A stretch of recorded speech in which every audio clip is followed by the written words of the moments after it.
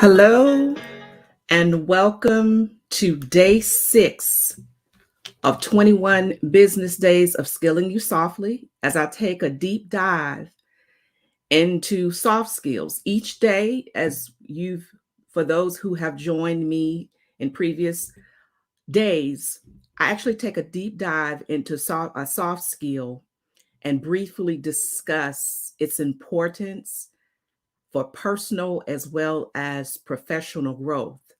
So I am Sarita Price. I am the coach who is skilling you softly to live and lead with confidence and boldness in the marketplace. So, what exactly is a soft skill? We've discussed this. So, soft skills are those desirable qualities or transferable skills that do not require adequate knowledge. In other words, it's plain and simple. Soft skills are people skills. These are the skills that help you in your day to day life, whether it's professional or personal. So let's get started. So, what is today's soft skill? Today, we're actually going to discuss effective communication. And this is a soft skill that I actually have an entire session or class on this particular soft skills, which most of the soft skills I'm discussing, I already do have that.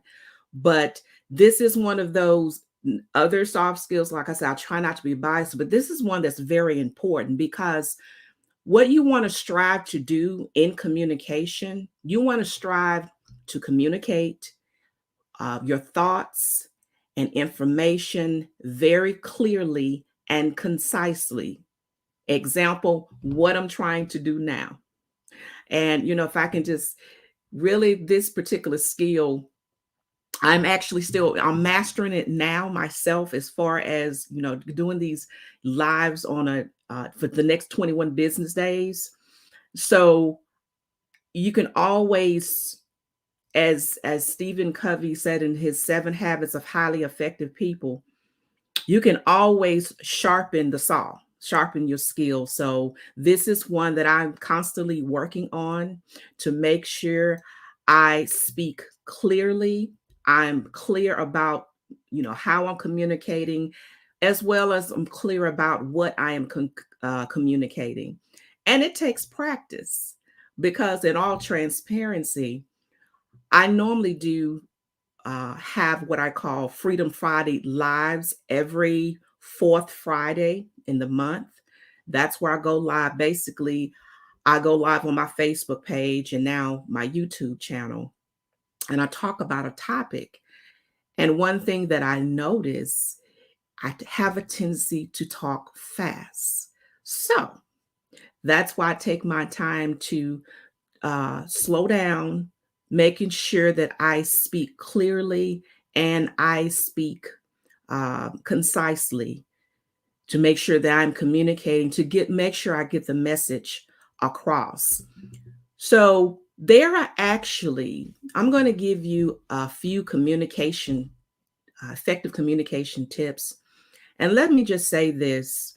This information I'm going to give you today it's just a drop in the bucket of really, if you want to effectively communicate, this is just the beginning. I have a whole entire class and session on the dynamics of how to be effective communicator. So first thing first, communication begins with, and probably out of all the different components of communication, it begins with active listening. You need to make sure that you are listening to the party, a person that you're communicating with. Because what we have a tendency to do, and also it depends on what type of communication, the situation or events going on, but make sure you are actively listening. The first one thing you want to do is, if you're listening to someone, and this is a skill, now this is the part of communication that I had to master because I am a coach, I have to make sure that I am actively listening to my clients or my students, because I teach a college as well, when they are communicating with me. So one of the techniques you can use is paraphrasing. So when I say that, mean when someone says, "Give me something," some of the things you say. So what I'm hearing you say, and actually paraphrase it back to them. What I'm hearing you saying is you have an issue with some of your jobs and responsibilities. So that's paraphrasing it back. So that lets the person know that you are communicating with, hey, he or she is listening to me. So that's a good way to make sure that, excuse me, that people let you know that you are engaged and that they are listening to you. Summarizing. After the conversation, summarize what the person said. So with effective communication, you both can be on the same page of, okay, this is the situation. This is what we're talking about. And make sure you ask questions, because sometimes we have a tendency when we're communicating. I've noticed this, and I always put this out here. When I am in a training class or I'm facilitating, I strongly encourage my audience, or if I'm having a one-on-one session with someone, it doesn't matter.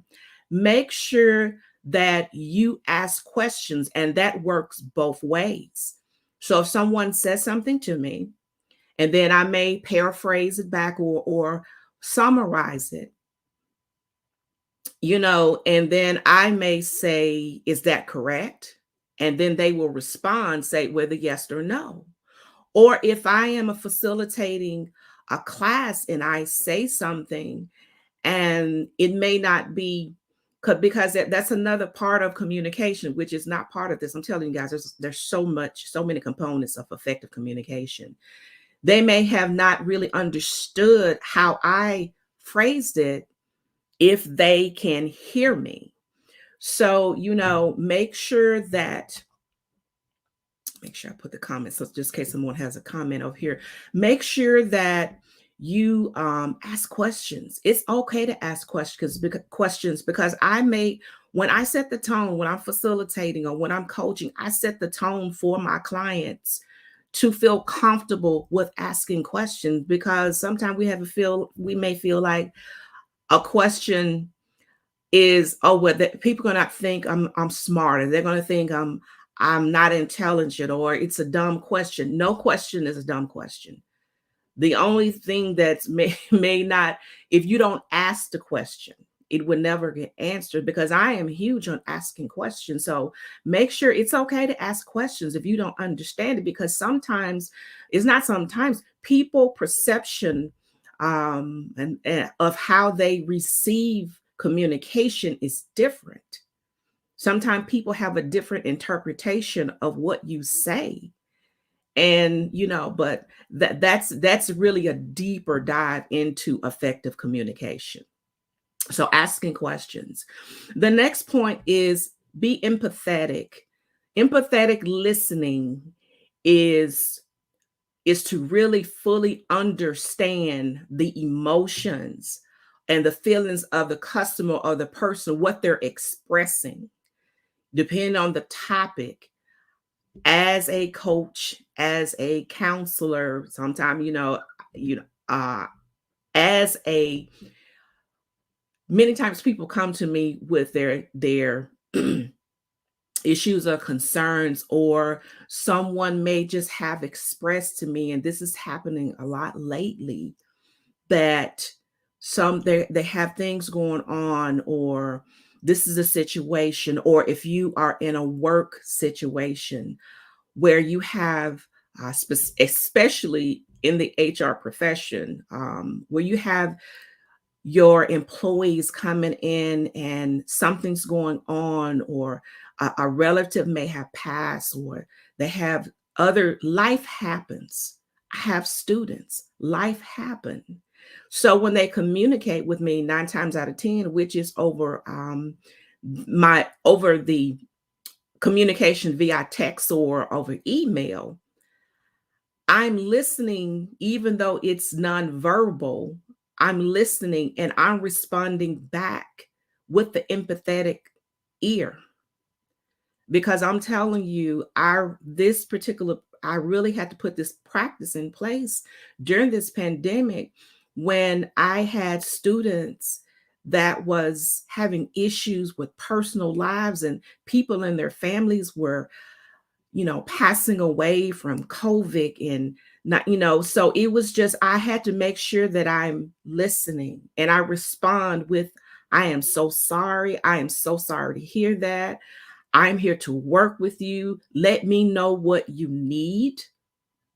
So I will even respond back, paraphrasing in my message, nonverbal message, texting them back or emailing them back. I am so sorry for the loss of your whoever the relative was. Let me know what I can do. In the situation, depending on the situation, I'm just so blessed to be that I work for a university that is a Christian-based university. So it's okay for me to respond back. I am so sorry for your loss. I am so sorry. I am praying for you. And literally, I am praying for them. I'm putting them on my prayer list. I'm communicating with them. I am being empathetic. I am being caring. So you need to make sure that you are listening, especially in a time such as now. So, pay close attention as well with the person's body, to their body language, which is a nonverbal form of communication. If you see that person in person, because body language talks and tells a story that verbal communication can't. Some people may not, I am in a sense, a people watcher, especially when I'm facilitating a class. I'm paying attention to people's body language, their facial expressions. Or if I'm facilitating a class, people will let me know when they need a break with their body language, because they're doing this or have this expression on your face, or you may catch some people actually falling asleep. And they don't say that verbally, but I pay attention to their body language. So therefore, I'm like, hey guys, let's take a 5-minute break or 10-minute break and we'll come back. So if I was an effective communicator, I wouldn't know how to pay attention to body language. Some people, when you can pay attention to body language, facial expressions, any of those, to make sure that you are engaging with them and you are understanding what they may not be verbally saying, but they are um, communicating with you. Okay, the next one I want to take a look at, and I actually posted this on my social media page, and I'm gonna read this. When you're talking about communication tips, let's talk about monitoring texts and text messages and messages, which is another nonverbal. And believe me, I am all for texting. Everybody texts, everybody communicates via email, but there comes a point in time where you need to pick up the phone. And let's talk about that. Depending on the communication, the situation in which you have to communicate. When there are, and I'm going to read this, and you can see it on my social media pages. I actually just posted right before I came online. Texting and other popular nonverbal communications, they're very convenient. Yes, they are. I can just shoot a text. Even now with technology, I don't have to text. I can just hit the microphone, record the text, which is good when you're driving, by the way, and it sends the text, to the person. So, but it's very convenient, very convenient, very convenient. Yet, what I'm noticing is text sometimes the situations or this particular nonverbal communication can actually affect relationships when used in inappropriate situations. So when you're dealing with a serious situation, like you're dealing with, you have an argument or conflict, any type of disagreement, Face-to-face communication, or either picking up the phone or calling that person, is a more effective way to communicate. Please do not send, there are so many, and I, like I said, I understand. Sometimes I will say this. Texting is one of those situations where I guess it takes the pressure off you of having that confrontation, especially if you're a person that do not like confrontation. If you go back and look at I can't remember exactly what day, where I did conflict management and I talked about the different ways of dealing with conflict. That's all either verbal communication or one-on-one, person-to-person communication. That is not a situation where text should be sent or any kind of written communication, because it's not a good way to communicate. It causes issues. It even makes the situation even worse. So make sure that you are actually, when it comes to conflict, the best way of communication is a phone call or either a face-to-face situation, especially in the work environment. I know we have emails galore. We have, you text now to your coworkers or what have you. But when you have a real situation, that's why you need to have face-to-face. With now many situations, you have to use either Zoom or some type of video conferencing, but that still is an effective way to communicate when you are dealing with a situation of that nature. Okay?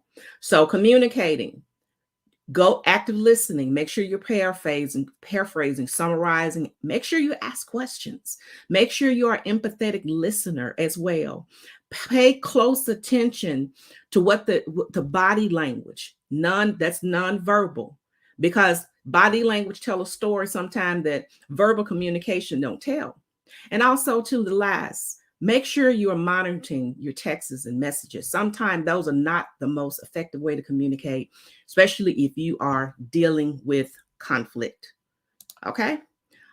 All right. So I am wrapping this up. I want to thank you today for joining me, but just, more about me. I went over this.